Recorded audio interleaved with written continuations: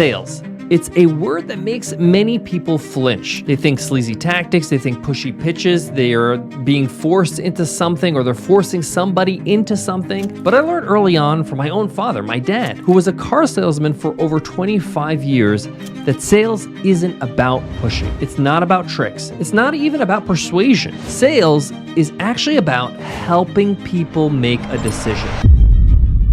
Today, I'm going to give you everything you need to know about sales. The mindset, the techniques, the strategy, and the human side of it that not a lot of people talk about. These are the hard-earned lessons that I learned from my own experience in business, as well as from my dad's experience in sales as well. My first job was actually working at the wash bay at 13 years old at the dealership. Every Saturday I would work at the wash bay, wash cars from 9 to 3, and then 3 to 9 when the dealership closed, I'd watch my dad go to work. I'd sit there in the showroom and learn things I never forgot. And today I'm going to share them with you. The first thing I want to address is that a lot of people think that sales is all about closing and saying the right thing and being a slick talker. My dad was an immigrant from Egypt to the US. English was his second language. He spoke with an accent. His English was broken. And he was the top salesman for the brand of car he sold, which was Acura, which was the luxury brand for Honda in the US. My dad used to say that sales is really about clarity and that if you're honest and clear with someone, you don't have to convince them. They'll convince themselves. That always stuck with me in my head. Too many entrepreneurs try to twist arms, trying to force sales upon people. But the best salespeople,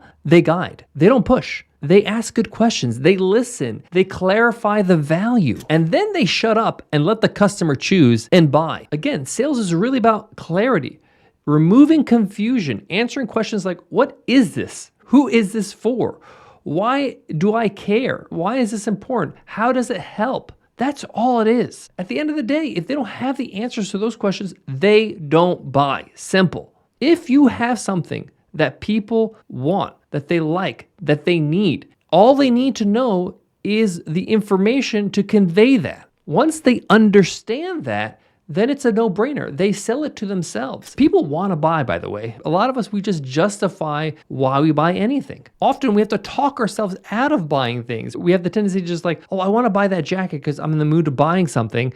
And then you realize, oh, maybe I don't need a jacket. I have plenty of jackets at home. But if there's information to show that they actually do need this particular jacket, then they don't need convincing. They're ready to buy. The second piece of wisdom I want to share with you is you want to lower the fear. A lot of people, they can't think straight when they're buying because they have all this anxiety and fear. People don't buy when they're scared. And my dad knew this when people are making a big purchase like a car. Buying a car is probably the second largest purchase people will make after buying a home. I saw him reassure nervous customers again and again. He didn't say, this car is perfect for you. He'd say something literally like this. He would say, hey, let's take it for an extended test drive for a few hours. Give me your copy of your license and go and take it home. Show it to your wife, show it to your family. If she hates it, just bring it back and we'll sort you out. That little safety net, it turned browsers into buyers. Why? Because of this idea of risk reversal. There is no risk. Just go ahead and enjoy this product. Enjoy this car, okay?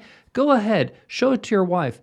And if you don't like it, no hard feelings, bring it back. This is a demo car. The whole point of the car is so that you can test it out and see what it's like to live with. This is why risk reversal is so powerful in business. Money back guarantees, try before you buy, or trials, cancel anytime. These aren't gimmicks. They calm the nervous system. They allow somebody to think clearly. That's when the real decision happens, when they can stop worrying about, this is a disaster. What if I can't get my money? What if this is a scam?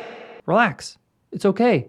I trust you. If you trust me, I trust you. And if you don't like it, no worries. No harm, no foul. So it's very important at the very early stages of the sales cycle to lower the risk so that there is no fear involved. Number 3, the damaging admission technique. Thanks to my dad and Robert Cialdini. Robert Cialdini introduced me to this concept formally in his book called Influence.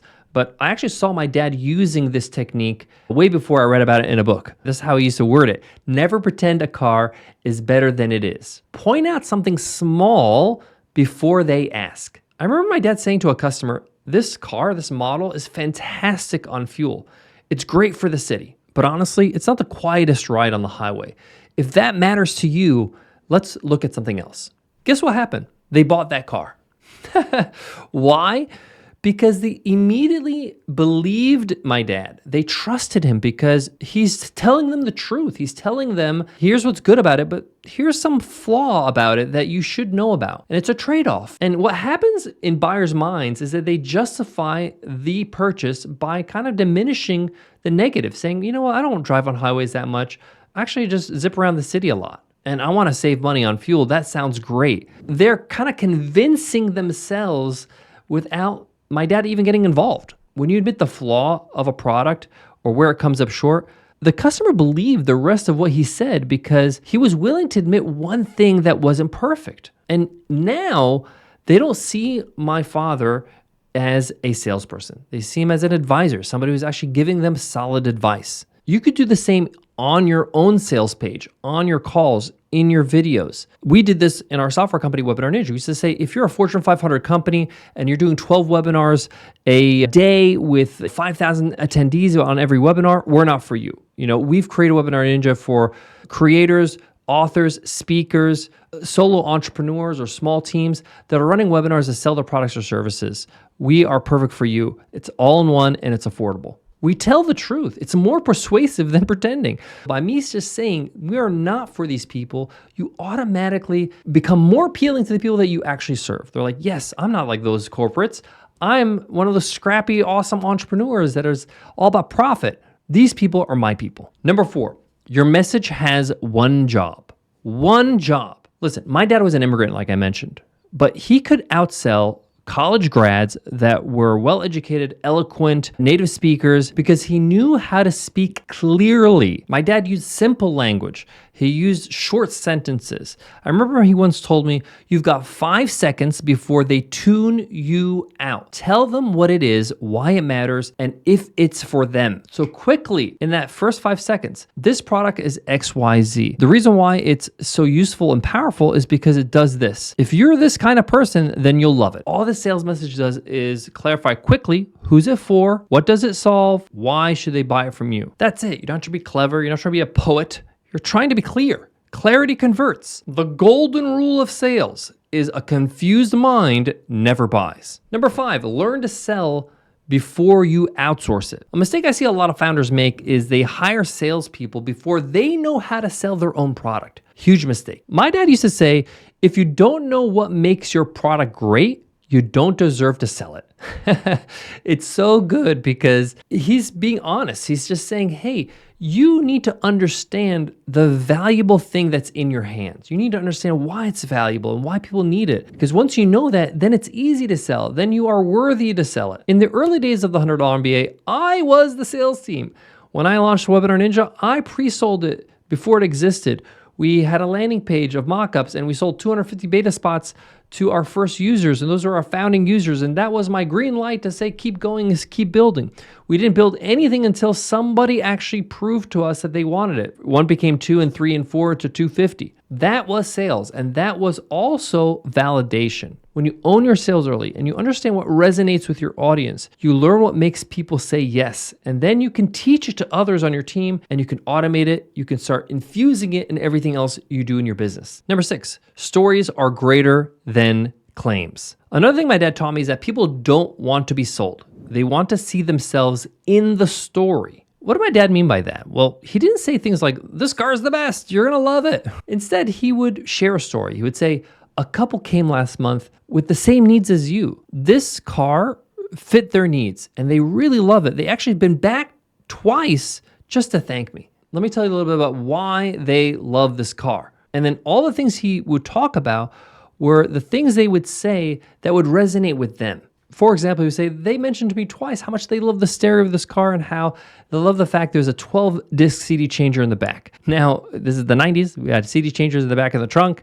But the point here is that he's sharing something that would mean something to them. He noticed that the husband was wearing a Grateful Dead t-shirt, and that's a music band. You get the point.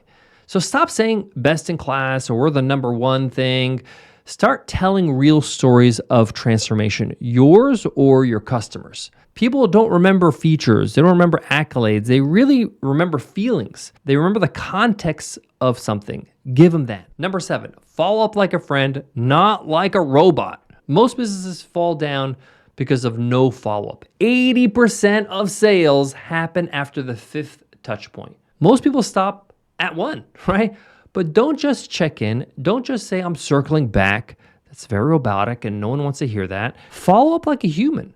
Share a tip. Answer a question they asked when they were with you, or give more information on that question. Send a relevant customer story. Offer a new perspective. You're not chasing. You're continuing to serve them. You're continuing to giving them information to help them make a decision. You're giving them a reason to trust you again and to really think again about this purchase. Listen, a lot of people take it personally. They think, oh, they're not interested. They're not replying to me. They haven't called me back. People are busy. Think about how busy you are and how life gets in the way and how there's other things on your mind. And it's not that you're not interested, it's just that you haven't just come around to it, and maybe you need a little bit of a push, a little bit of an incentive, a little bit more information for you to be re-engaged again. And number 8, my final one, my favorite one, you're always the head of sales. Even when you grow a team, you're still the one who owns the promise, right? You're the founder of the company. You're the owner of the company. That was something that I had to learn myself. As we built out our team at WebinarNinja and we had other people selling our software, even when I wasn't doing the demos or when other people were doing webinars for me, I was still responsible for making sure the value was communicated properly. Because if you don't understand how to sell what you built, why should anyone else? You need to understand it very well and train your team and show them how it's done. This is true whether you're running a SaaS company, a coaching business, a local bakery. Sales doesn't end when someone says yes. It just starts there, right? So when the customer buys, you're continuing to sell to them, not just other products and services, but you're selling them on the value that they just bought and making sure they understand that they didn't make the wrong decision, that they don't have buyer's remorse, that they actually love the fact they bought from you, and that you're now starting a relationship together to make sure that they get the value out of what they bought. If you made it to this point in the lesson, you're my kind of person, you're a completionist, you're a hard worker, you want to learn, and I want to leave you with this. Sales isn't dirty. It's not manipulation. It's not a grind. It's a service. It's a service to humanity, really, to help other people. It's helping someone make a decision that could change their life in a lot of ways. It could change their business. It could change their future. It's deeply human. My dad wasn't the best educated guy or the most eloquent guy, but he was one of the best salespeople I've ever seen because he cared. He actually cared about the person in front of him, about the customer. He listened. He understood fear. He spoke clearly. He followed up. He kept it honest. If you can do those things, you can sell more than any script or any funnel or any guru could tell you. And you'll do it with your head held up high, with dignity, with being proud of what you've done. Because if what you're offering truly helps people, it would be selfish not to sell it. Thanks so much for listening. If you want to continue to learn, there's 2 things you can do. Number 1, you could subscribe to this podcast. It's free. Just hit follow on your favorite podcast app, whatever app you're using right now to consume this episode. And number 2, you can join our weekly newsletter. It's absolutely free. It's called the 3 Things Newsletter. Let me tell you about it. It's a way for me to coach you from afar. I don't do private coaching, but this is my way to make sure that you are progressing every single week. Every week, I send you an email with 3 things. 1, something to think about, something to help your mindset grow so you're becoming a better and better thinker. Number 2, something to do. So you're actually taking action week after week and building upon that action. And number 3, something to learn. So you're skilling up and becoming better and better. It's absolutely free. Just go to 100mba.net and you can go ahead and sign up for any of our freebies and you'll get included in our newsletter automatically. Thanks so much in advance, and I'll check you in the next episode.